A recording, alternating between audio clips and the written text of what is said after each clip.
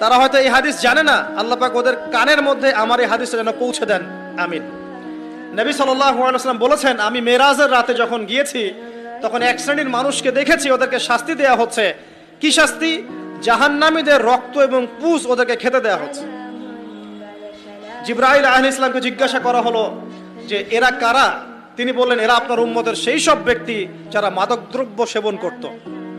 আল্লাহ রাব্বুল আলামিন তার হাবিবের মাধ্যমে জানিয়েছেন, যখন কোনো মুসলিম মাদক সেবন করে বা কোনো ব্যক্তি মাদক সেবন করে তখন 40 দিন তার নামাজ কবুল হয় না।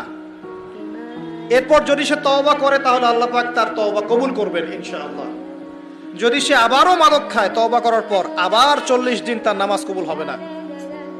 যদি সে আবার তওবা করে আল্লাহ পাক আবার তাকে মাফ করে দিবেন।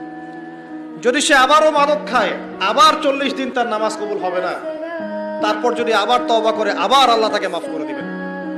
এরপরেও যদি সে আবার মাদক দ্রব্য সেবন করে, নবী সাল্লাল্লাহু আলাইহি ওয়াসাল্লাম বলছেন তাকে আল্লাহ রাব্বুল আলামিন পরকালে মৃত্যুর পরে তিনাতুল খাবাল পান করাবেন। তিনাতুল খাবাল। জিজ্ঞাসা করা হলো, ইয়া রাসূলুল্লাহ, তিনাতুল খাবাল কি জিনিস?